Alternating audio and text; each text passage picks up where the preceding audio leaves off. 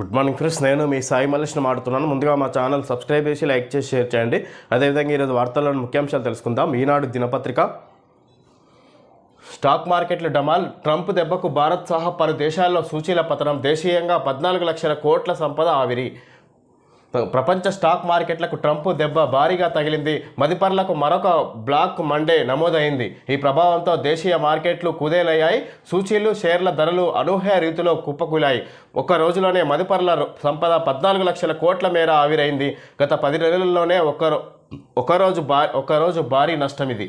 ఈ విధంగా గడిచిన 10 నెలల్లో ఇంత భారీ ఎత్తున నష్టం జరగలేదన్నట్టుగా ఇక్కడ చూడవచ్చు. ఈ విధంగా ట్రంప్ నిర్ణయాల వల్ల స్టాక్ మార్కెట్లు దేశవ్యాప్తంగా పడిపోయినట్టుగా చూసుకోవచ్చు. ఈ విధంగా ఇక్కడ ట్రంప్ ఏదైతే టారిఫ్లు పెంచిండో ఇతర దేశాల నుంచి వస్తున్న వస్తువులపైన, ఈ విధంగా దానివల్ల ఈ విధంగా స్టాక్ మార్కెట్లు భారీగా పతనమైనట్టుగా చూసుకోవచ్చు. ఈ విధంగా కొంతకాలంగా మన స్టాక్ మార్కెట్లు దిద్దుబాటులో ఉన్నాయి. మార్చి ఆఖరి వారంలో కాస్త కోలుకున్నా మళ్ళీ భారీగా నష్టపోతున్నాయి. అమెరికా అధ్యక్షుడు ట్రంప్ వివిధ దేశాల ఉత్పత్తులపై సుంకాలు విధించడం, దానికి ప్రతిగా చైనా, ఐరోపా దేశాలు ప్రతీకార సుంకాలు విధించడంతో వాణిజ్య యుద్ధం పెరుగుతుంది, ఆర్థిక మాంద్యానికి దారితీస్తుందనే ఆందోళనలు పెరిగాయి.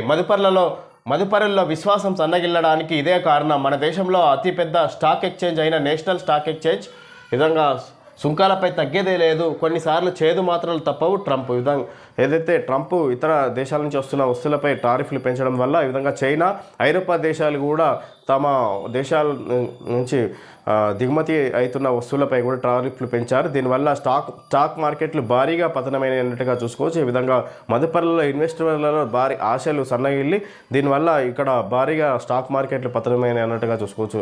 ట్రంప్ అయినా సరే ఒక్కొక్కసారి చేదు మాత్రలు తప్పవు అన్నట్టుగా ఇక్కడ సుంకాలు టారిఫ్లు పెంచిన విషయంలో వెనక్కి తగ్గేదే లేదన్నట్టుగా మాట్లాడుకొస్తారు. ఈ విధంగా స్టాక్ మార్కెట్లు పడిపోతున్నా, అమెరికన్లు నిరసనలు వ్యక్తం చేస్తున్నా కూడా ఆయన ట్రంప్ వెనక్కి తగ్గడం లేదన్నట్టుగా చూడవచ్చు. ఈ సందర్భంగా ఐరోపా, Japan, Taiwan, Korea, China stock మార్కెట్లు సూచీలు 14% వరకు పతనమయ్యాయి. పాకిస్తాన్ సూచీలు 8,600 పాయింట్లు కోల్పోవడంతో ట్రేడింగ్ కొద్దిసేపు నిలిపివేశారు.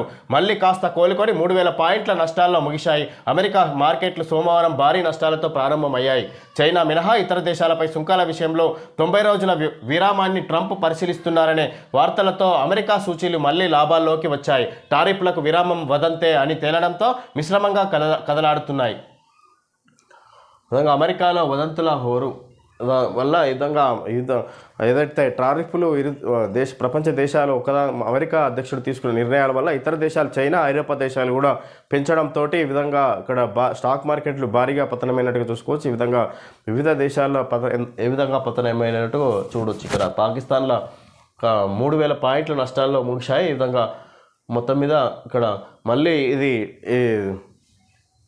టారిఫ్లు వదంతులను తేలడంతో టారిఫ్లకు విరామం వదంతే అని తేలడంతో మిశ్రమంగా మళ్ళీ కదలాడుతున్నాయి అన్నట్టుగా చూడవచ్చు. ఈ విధంగా టారిఫ్ల వల్ల ఈ విధంగా ఈ స్టాక్ మార్కెట్ భారీగా పతనమైనట్టుగా చూడవచ్చు.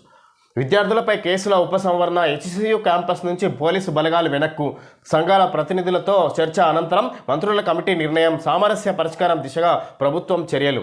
హైదరాబాద్ సెంట్రల్ యూనివర్సిటీ హెచ్సియు భూముల విషయంలో విద్యార్థులతో నెలకొన్న వివాదాన్ని సామరస్యంగా పరిష్కరించేందుకు చర్యలు ప్రారంభించిన ప్రభుత్వం మొదట వారిపై కేసులను ఉపసంహరించుకోవాలని నిర్ణయించింది. వర్సిటీ నుంచి పోలీసు బలగాలను ఉపసంహరించుకోనుంది. కాంగ్రెస్ రాష్ట్ర వ్యవహారాల ఇన్ఛార్జు విశ్వవిద్యాలయం ఈ విధంగా ఇక్కడ సంఘాల ప్రతినిధుల సమావేశంలో మాట్లాడుతున్న బట్టి చిత్రంలో పొంగులేటి శ్రీధర్ బాబు విధంగా హెచ్సియు విద్యార్థులపై పెట్టిన కేసులను పూర్తిగా కొట్టేస్తూ విధంగా ప్రభుత్వ మంత్రివర్గ నిర్ణయం తీసుకున్నట్టుగా చూసుకోవచ్చు. ఈ విధంగా అటవీ ప్రాంతానికి సంబంధించి కంచగచ్చిబౌలి భూముల విషయంలో మొదలైన వాదనలలో సమస్య పరిష్కరించుకునే దిశగా ప్రభుత్వం చర్యలు చేపడుతున్నట్టుగా చూసుకోవచ్చు. ఈ విధంగా సుప్రీంకోర్టు దీనిపై ఆగ్రహం వ్యక్తం చేయడంతో ప్రభుత్వం ఈ నిర్ణయం తీసుకున్నట్టుగా చూడవచ్చు. ఈ విధంగా ఇక్కడ సమస్య పరిష్కారానికి చేసే దిశగా ప్రభుత్వం ప్రయత్నం చేస్తుందన్నట్టుగా చూడవచ్చు. బనకచర్లతో రాష్ట్రానికి తీవ్ర నష్టం, గోదావరి బోర్డు సమావేశంలో తెలంగాణ అభ్యంతరం, అనుమతులు లేకుండా ఏపీలో నిర్మిస్తున్నారనే ఆందోళన, బోర్డు ఈ ప్రాజెక్టు సమాచారాన్ని దాచిపెడుతుందని ఆక్షేపణ. అనుమతిచ్చాకే బనకచెర్ల చేపట్టాలని ఆంధ్రప్రదేశ్కు బోర్డు చైర్మన్ సూచన. వరద జలాల ఆధారంగానే నిర్మిస్తున్నామని ఏపీ వెల్లడి.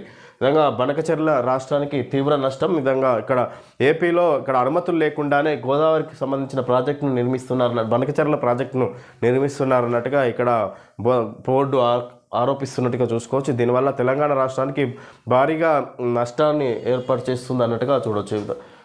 తీవ్ర నష్టం వస్తుంది రాష్ట్రానికి అన్నట్టుగా భావిస్తున్నట్టు చూడవచ్చు. ఈ విధంగా ఆంధ్రప్రదేశ్ ప్రభుత్వం చేపడుతున్న గోదావరి బనకచెర్ల అనుసంధాన ప్రాజెక్టుపై గోదావరి బోర్డు సమావేశంలో తెలంగాణ తీవ్ర అభ్యంతరం తెలిపింది.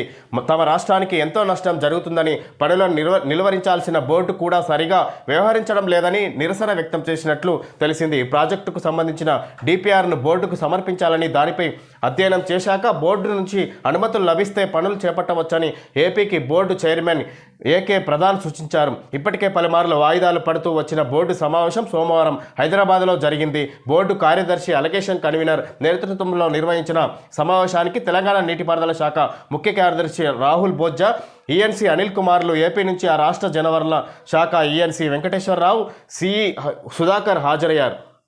విధంగా తెలంగాణకి ఈ ప్రాజెక్టు ద్వారా ఏపీలో నిర్మిస్తున్న బనకచెర్ల ప్రాజెక్టు తెలంగాణ రాష్ట్రానికి తీవ్ర నష్టాన్ని కలుగజేసే విధంగా ఉంది.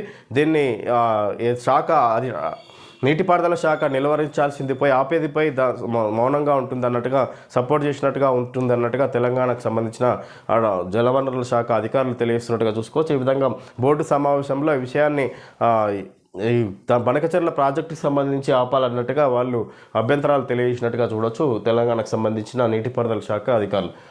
వంట గ్యాస్ సిలిండర్పై 50 రూపాయల పెంపు. హైదరాబాద్లో 905కి చేరిన గ్యాస్ ధర. గృహ అవసరాలకు వినియోగించే వంట గ్యాస్ సిలిండర్ ధరను కేంద్ర ప్రభుత్వం సోమవారం 50 రూపాయల చొప్పున పెంచింది. పెరిగిన ధరలు మంగళవారం నుంచి అమల్లోకి రానున్నాయి. దీంతో రాష్ట్రంలో అటు సామాన్య వినియోగదారులు, ఇటు రాష్ట్ర ప్రభుత్వంపై కలిపి ప్రతి నెల 71 కోట్లకు పైగా భారం పడనుంది. రాష్ట్రంలో వినియోగదారులు నెలకు దాదాపు 1 కోటి వరకు సిలిండర్లు కొనుగోలు చేస్తున్నారు. దీంతో వారిపై ప్రత్యక్షంగా 50 కోట్ల అదనపు భారం పడనుంది. విధంగా కేంద్ర ప్రభుత్వం నిర్ణయం వంట గ్యాస్ సిలిండర్పై 50 రూపాయలు పెంచినట్టుగా చూసుకోవచ్చు. దీనివల్ల రాష్ట్రంలో ఇక్కడ ప్రభుత్వంపై అటు ప్రజల వినియోగదారులపై ఈ విధంగా అధిక భారం పడే అవకాశం ఉన్నట్టుగా చూడవచ్చు. ఈ విధంగా కేంద్రం తీసుకున్న నిర్ణయం వల్ల మే 6 అర్ధరాత్రి నుంచి సమ్మె టీజీఆర్టీసీ కార్మిక ఐకాస. ఈ విధంగా కార్మికులు టీజీఆర్టీసీ కార్మికులు వాళ్ళ డిమాండ్లు నెరవేర్చాలన్నట్టుగా రాష్ట్ర ప్రభుత్వానికి వ్యతిరేకంగా మే 6 అర్ధరాత్రి నుంచి సమ్మె కొనసాగిస్తున్నారన్నట్టుగా చూడవచ్చు. ఆలంబనగా ఆత్మీయ గృహాలు, పిల్లలు ఎక్కడో అమ్మా నాన్న మరెక్కడో ఒంటరిగా బిక్కుబిక్కుమంటూ గడపడం, తమ పనులు చేసుకోలేని అశక్తతతో వృద్ధాశ్రమాల్లో అల్లాడిపోవడం ఇదంతా గతం. ఇంటికి మించిన సదుపాయాలతో, అయిన వారికి మించిన ఆప్యాయతతో నవతరం హోమ్లు స్వాగతం పలుకుతున్నాయి. ఈ విధంగా తల్లిదండ్రులను వదిలేసి పిల్లలు ఎక్కడో ఉంటున్నారు. ఈ విధంగా తల్లిదండ్రులు ఒంటరిగా ఉంటున్న వాళ్ళందరికీ ఈ విధంగా ఇక్కడ ప్రత్యేక హోమ్లు, నవతరం హోమ్లు స్వాగతం పలుకుతున్నాయి అన్నట్టుగా చూసుకోవచ్చు. వృద్ధాశ్రమంలో కూడా ఉండాల్సిన అవసరం లేదన్నట్టుగా వీళ్ళు తెలియజేస్తున్నట్టుగా చూడవచ్చు. ఈ విధంగా ప్రత్యేకంగా 12లో ఇచ్చినట్టుగా చూడవచ్చు. ఈ విధంగా తల్లిదండ్రులకు సంబంధించి భక్త కోటికి నయనానందనం. శ్రీరామ మహాపట్టాభిషేకం. భద్రాద్రిలో స్వామివారికి పట్టువస్త్రాలు సమర్పించిన గవర్నర్ జిష్ణుదేవ్ వర్మ. విధంగా శ్రీరామనవమి సందర్భంగా విధంగా శ్రీరామ పట్టాభిషేకానికి గవర్నర్ జిష్ణుదేవ్ వర్మ హాజరై పట్టువస్త్రాలు సమర్పించినట్టుగా చూసుకోవచ్చు. ఇక్కడ మాకిరెడ్డి ఇది సంగతులు ఇవ్వడం జరిగింది. షేర్లు పడిపోయి నాన్న, గ్యాస్ ధర పెరిగి అమ్మ బాగా కోపంగా ఉన్నారు. ఈ టైంలో పాకెట్ మనీ అడగకపోవడమే మంచిదిరా. ఈ విధంగా ఇక్కడ ఇటు షేర్లు పడిపోవడం వల్ల నాన్న కోపంగా ఉన్నారు, అటు వంట గ్యాస్ పెరగడం వల్ల అమ్మ కోపంగా ఉందన్నట్టుగా పిల్లలు భావిస్తున్నట్టుగా ఇక్కడ విధంగా మాకిరెడ్డి ఇచ్చినట్టుగా చూసుకోవచ్చు. ఈ విధంగా అటు స్టాక్ మార్కెట్ పతనమైన సందర్భంగా ఈ విధంగా వంట గ్యాస్ ధర పెరిగిన సందర్భంగా ఇంకా అశ్విని పొడవైన బలమైన నల్లగా నిగనిగలాడే అందమైన జుట్టు కోసం అశ్విని హెయిర్ ఆయిల్ను వాడండి. విధంగా అశ్విని హెయిర్ ఆయిల్ వాళ్ళు ఆడిచ్చినట్టుగా చూసుకోవచ్చు. పోకో C71 ప్రీమియం డిజైన్తో సెగ్మెంట్ యొక్క అతిపెద్ద డిస్ప్లే కొత్త ఫోన్ లాంచ్ అయినట్టుగా చూసుకోవచ్చు. దాని గురించి సంబంధించి యాడ్ ఇచ్చినట్టుగా చూడవచ్చు. పోకో C71 కొత్త ఫోన్ వచ్చింది మార్కెట్లోకి. ఓకే ఫ్రెండ్స్, ఈరోజు వార్తల్లోని ముఖ్యాంశాలు తెలుసుకోవడం జరిగింది. Thank you friends.